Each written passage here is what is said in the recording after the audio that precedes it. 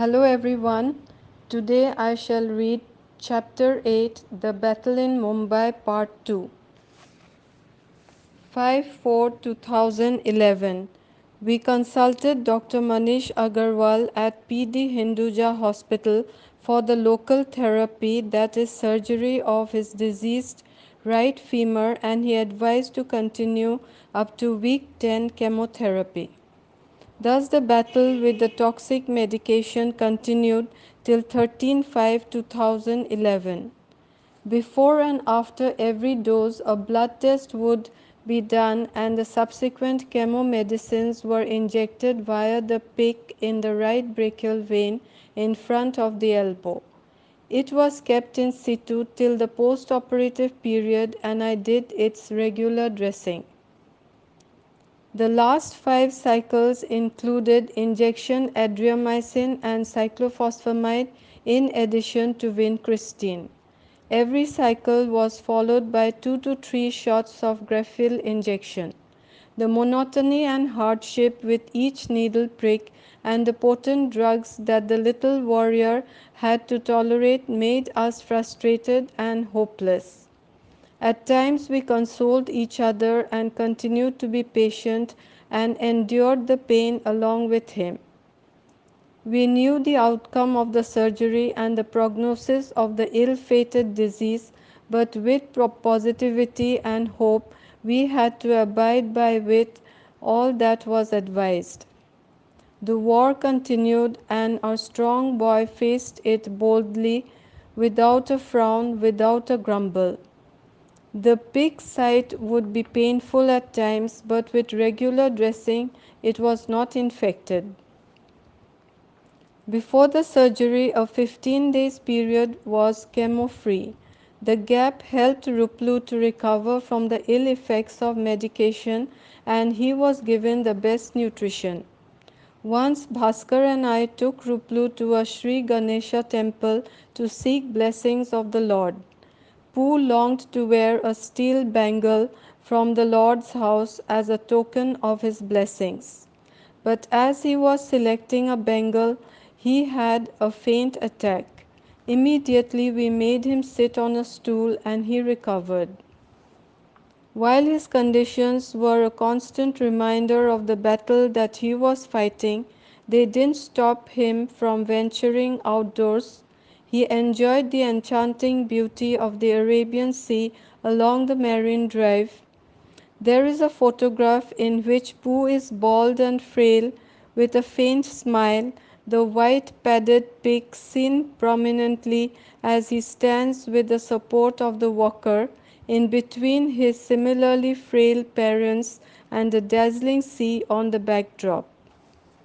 Manisha, my very dear friend from GMC, her husband Ranju and her parents visited us in Samsulbhai's rented apartment and we too went to meet them in Thane and stayed there overnight. For a moment Ruplu became a playful child in the children's park in the Hiranandini estate where Manisha resided. An innocent cancer child, bald and weak in the midst of the healthy children playing carelessly. God, why Ruplu? I questioned. Dada and Raja also came to meet us and Pompey made her second visit. Ruplu was very happy when Raja took all of us to the Phoenix Mall and we relished chicken shawarma.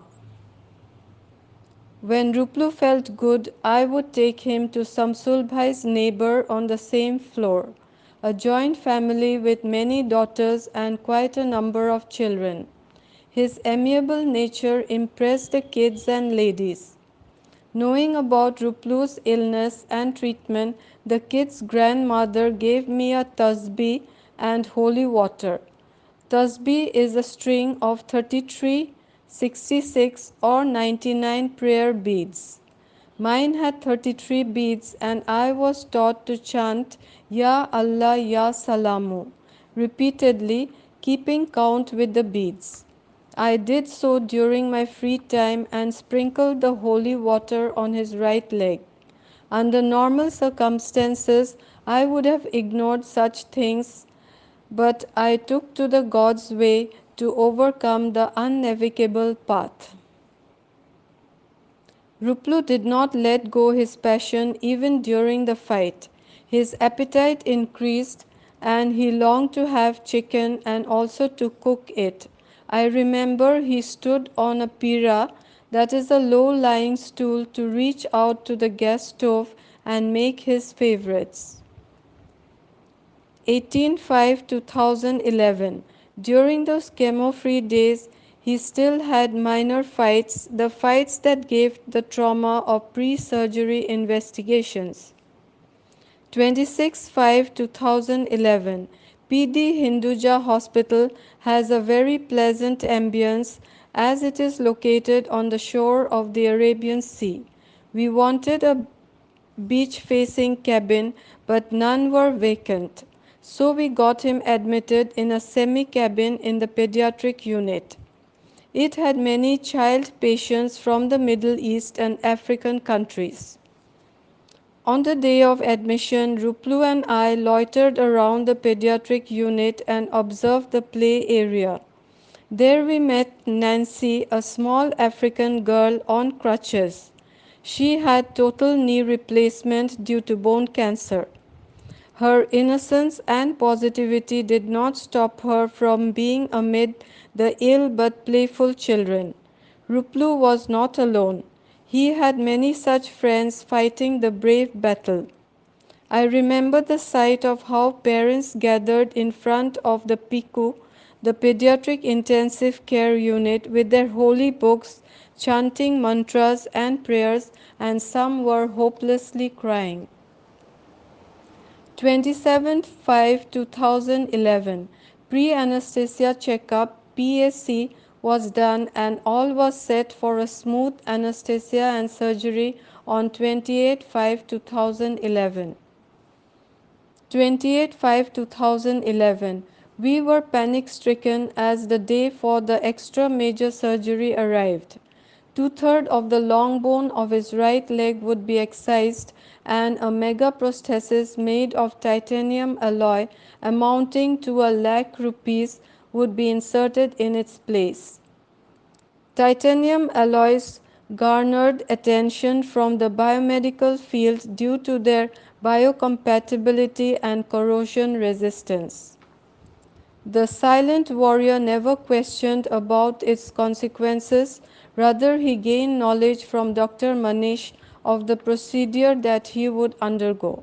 He had faith in his doctor and hoped that all would go well. He knew of the post-surgical restrictions to run, play and squat and faced his life's greatest challenge very boldly. At 8 in the morning, Ruplu was wheeled to the operation theatre, the OT complex. He showed no sign of fear, whereas we quivered as we prayed and blessed him. Through a window pane, we could see Ruplu smiling as Dr. Manish greeted him when he was being taken inside the OT. Bhaskar and I were very tensed, but Pompey was by our side to give support and mental peace. I obtained strength and courage with Nirmali, the flowers offered in pujas, and the tasbih in my hand. A unit of blood was arranged, but it was not required, maybe because of Dr. Manish's field of expertise. The jubilant warrior came out victorious from the battlefield with 5 catheters or tubes emerging in and out of his body like spears entering in and out of this tender soul.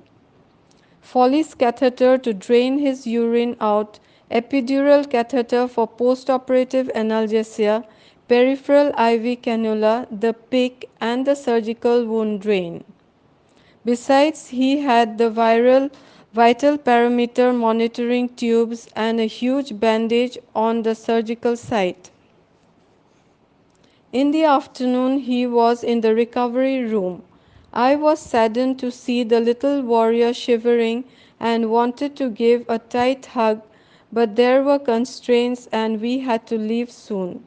A warm mattress was sought for and Pooh was laid in the warm cot amid the beeping sound of monitors and nurses at work.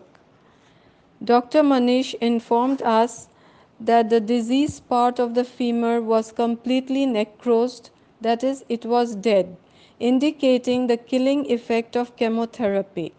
The man eater was killed. At night, the fighter was back with his family. Oh, what a relief! I thanked God as all went well and Pooh was pain free with the continuous epidural ropivacaine infusion. The second post-operative day had many horrifying memories.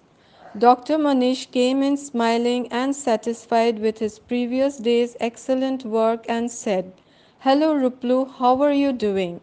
Ruplu could hardly answer when he said, "Come, get up. You need to walk now."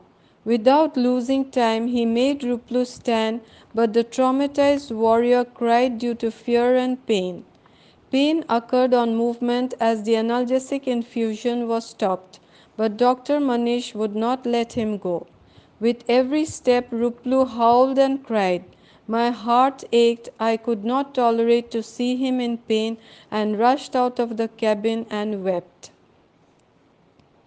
In the afternoon, it became even more challenging.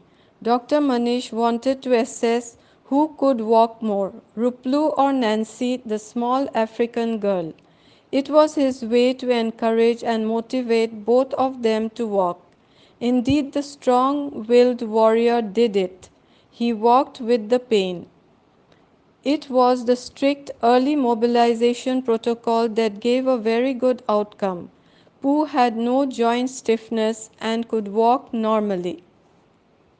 From the following day onwards, the brave soldier would be wheeled to the physiotherapy department in the new building through the Skyway. There he took the assistance of parallel bars to walk as if rehearsing for his next battle, the battle with the mega prosthesis, the battle to move on in life with it. On every visit, Dr. Manish would evaluate his improvement, and two senior resident doctors got very friendly with Pooh. They encouraged him and said, "Come on, you are a brave boy. You can make it to that point." Being inspired, he tried his level best and walked to the target point. Hinduja Hospital provided only vegetarian diet which was quite a variety and nutritious, and outside food was not allowed. Physiotherapy had to be continued, so hospital stay became longer and Ruplu was unhappy with the monotony of vegetarian meals. He longed to be discharged soon and get back to his all-time favorite chicken delicacies. The tubings were gradually removed except for the pig. Antibiotic injections continued, but finally, on the 15th post-operative day, the fighter was all smiles. The stapler pins were to be removed from the healed and healthy operative site. Pooh happily counted the pins, a total of 24, and wrapped them in a piece of gauze. He said, "Mama, we will take them home." 11/6/2011.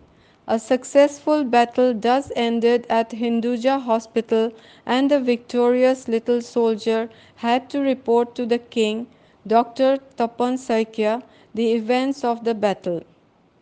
Dr. Saikya was very pleased to see Ruplu recover so well and said, "Ruplu, tumi bhal hoi gola.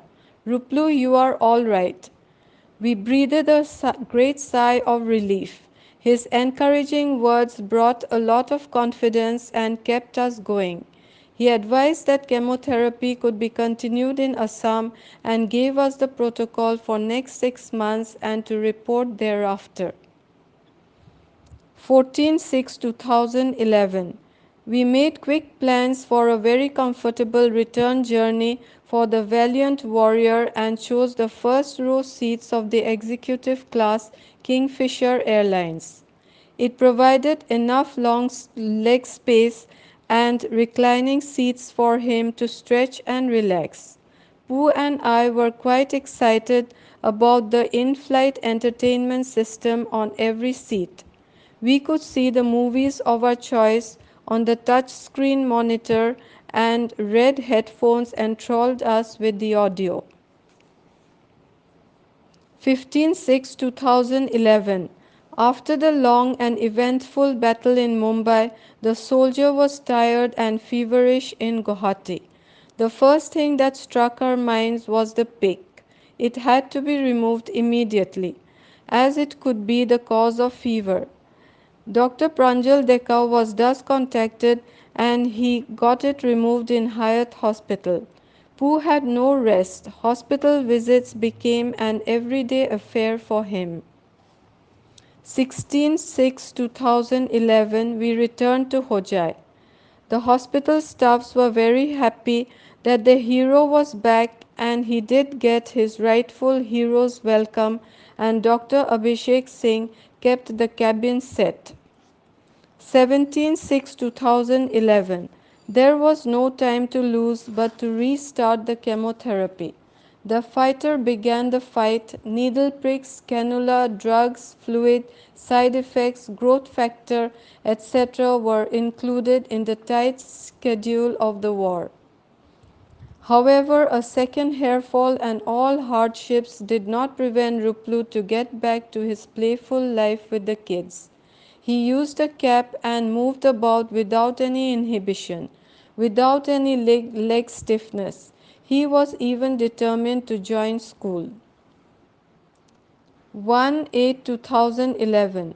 School reopens after the summer vacation. We thanked God for giving Ruplu a new disease-free life. He went to school with a new start and a new hope. He was happy to be with his friends and to be back without the loss of an academic year.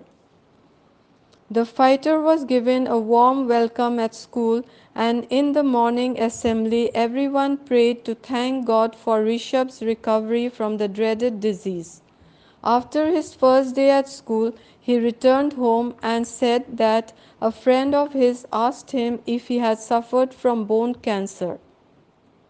That was the first time he uttered the word cancer.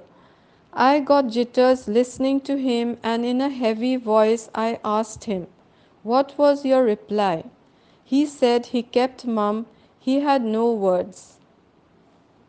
November 2011. With the turmoil of chemotherapy, Ruplu appeared his annual exams and was promoted to class 6, securing 55%.